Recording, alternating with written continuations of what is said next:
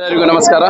ಪ್ರತಿ ಒಂದು ವರ್ಷದಂತೆ ಈ ವರ್ಷನೂ ಜಾತ್ರೆ ಹಾಗೆ ಮಾಡಿದ್ದಾರೆ. ನಾವು ಬೆಳಿಗ್ಗೆ 5 ಗಂಟೆಯಿಂದ ಮನೆಯಿಂದ ಅಲ್ಲಿ ಕಡವಾಡದಿಂದ ತಂದು ಬೋಯಿವಾಡ ಬರ್ತದೆ 8-8:30 ತನಕ. ಅಲ್ಲಿ ಭಾಳ ಜನ ನಮ್ದು ಆರತಿ ಮತ್ತು ತೆಂಗಿನಕಾಯಿ ಎಲ್ಲ ಹೊಡೆದು ಬಿಡ್ತದೆ. ಪೂಜೆ ಪುನಸ್ಕಾರ ಮಾಡಿ ಅಲ್ಲಿಂದ ಸಾಧಾರಣ 9 ಗಂಟೆ ಬಿಟ್ಟದ್ದು ಇಲ್ಲ 10 ಗಂಟೆ ಬಂದು ಮುಟ್ತದೆ. 10 ಗಂಟೆ ಬಂದ ಕೂಡಲೇ ಇಲ್ಲಿ ಅಭಿಷೇಕ ಎಲ್ಲ ಪೂಜೆ ಎಲ್ಲ ಮಾಡಿ ಈಗ 11 ಗಂಟೆಗೆ ಎಲ್ಲರಿಗೂ ಎಲ್ಲ ಇದು ಹರಕೆ ಕೊಡ್ಲಿಕ್ಕೆ ಹತ್ತಿದ್ದಾರೆ. ಮತ್ತು ಯಾರಿಗೆ ಏನು ಹುಡುಗರು ಆಗ್ಲಿಲ್ಲ ಅಂತ ಒಂದು ತೆಂಗಿನಕಾಯಿ ಹೇಳ್ಕೊಂಡು ಇಲ್ಲಿಂದ ಕೊಟ್ಟಿದ್ದಾರೆ. ಹುಡುಗರೆಲ್ಲ ಆಗ್ತದೆ. ಮತ್ತು ಪ್ರತಿ ವರ್ಷ ಯಾರು ಏನು ಹೇಳ್ಕೊಂತಾನೋ 1 ವರ್ಷ ಒಳಗೆ ಅವ್ರದ್ದು ಎಲ್ಲ ಕಾರ್ಯ ಮುಗ್ತದೆ. ಮತ್ತು ಹೀಗೆ ನಡ್ಕೊಂಡೆ ಪ್ರತಿ ವರ್ಷ ನಡೆಸ್ಕೊಳ್ತಾ ಹೋಗ್ತಾ ಇದ್ದಾರೆ. ನಾವು ಎಷ್ಟು ವರ್ಷ ಆಯ್ತು ಹೇಳಿ ನಮಗೂ ಇನ್ನು ಸರಿ ಗೊತ್ತಿಲ್ಲ. ಒಂದು 100 ವರ್ಷ ಮೇಲಾದ ಉಳಿದು ಅಲ್ಲ ಇಲ್ಲಿಂದ ಬಾಳೆಯಲ್ಲಿ ಮೆಣಸು ಬಂದದ್ದು ಉಂಟು ಹೇಳಿ ನಮ್ಗೆ ಹಿರಿಯವರೆಲ್ಲ ಹೇಳ್ತಿದ್ರು. ಅದು ಹೇಳ್ದದ್ದು ನಾವು ಕೇಳಿ ಮಾತಾಡ್ತಾ ಇದ್ದೇವೆ ಇನ್ನು ತನಕ. ಆದರೂ ನಡೀತಾ ಇತ್ತು ಮೊದ್ಲಿನ ತನಕ. ಅಲ್ಲಿ ಬೋಟಿ ಮೇಲೆ ದೋಣಿ ಮೇಲೆ ಹಿಂಗೆ ಬರ್ತಾ ಇದ್ರು ನಾವು. ದೋಣಿ ಮೇಲೆ ಬಂದು ದೋಣಿ ಮೇಲೆ ಕಡವಾಡಿಗೆ ಹೋಗ್ತಾರೆ. ಈಗ ಕೊಡಿಭಾಗದಿಂದ ಬಂದು ಕೊಡಿಭಾಗ ಇಲ್ಲಿಂದ ಕೊಡಿಭಾಗ ಹೋಗಿ ಕೊಡಿಭಾಗದಿಂದ ನನ್ನ ಗದ್ದ ಟೋಲ್ನಾಕ ಹಿಂಗೆಲ್ಲ ಕಡವಾಡ ಹೋಗ್ಬಿಟ್ಟಂತ ನಾಡ್ದು 3ನೇ ದಿವಸ ಸೋಮವಾರ ಹೋಗಿ ಕಡವಾಡ ಭಟ್ರ ಮನೆಯಲ್ಲಿ ಹೋಗಿ ಮುಟ್ತದೆ. ಈಗ ದೇವರ ದರ್ಶನಕ್ಕೆ ಅಂತ ಹೇಳಿ ಅನುಭವ ತುಂಬಾನೇ ಚೆನ್ನಾಗಿತ್ತು. ಬೈತ್ಕೋಲಿಂದ ಬೋಟಲ್ಲಿ ಹತ್ಕೊಂಡ್ ಬಂದ್ವಿ ನಾವು.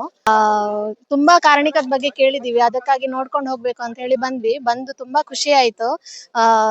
ಬಂದಿದ್ದಕ್ಕೆ ನಮ್ ಇಷ್ಟಾರ್ಥ ಸಿದ್ಧಿ ಎಲ್ಲರದ್ದು ಇಷ್ಟಾರ್ಥ ಸಿದ್ಧಿ ಆಗ್ಲಿ ಅಂತ ಹೇಳಿ ಕೇಳ್ಕೊಳ್ತಾ ಶ್ರೀದೇವರಲ್ಲಿ ಪ್ರಾರ್ಥನೆ ಮಾಡ್ಕೊಂಡು ಮುಂಚೆ ತುಂಬಾ ಕೇಳಿದ್ದೇನೆ. ಜನರು ಹೇಳ್ತಾರೆ, ಮತ್ತೆ ಯೂಟ್ಯೂಬ್ ಟಿವಿ ನ್ಯೂಸ್ ಗಳಲ್ಲೆಲ್ಲ ತುಂಬಾ ನೋಡಿದೀನಿ ನಾನು.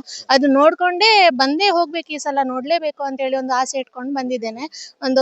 ಬಂದಿದ್ದಕ್ಕೆ ಸಾರ್ಥಕ ಅಂತ ಅನಿಸ್ತಿದೆ. ನನಗೆ ದೇವ್ರ ದರ್ಶನ ಚೆನ್ನಾಗಾಯ್ತು. ನೀಟಾಗಿ ಕ್ಯೂ ಎಲ್ಲ ಅರೇಂಜ್ ಮಾಡಿದ್ದಾರೆ.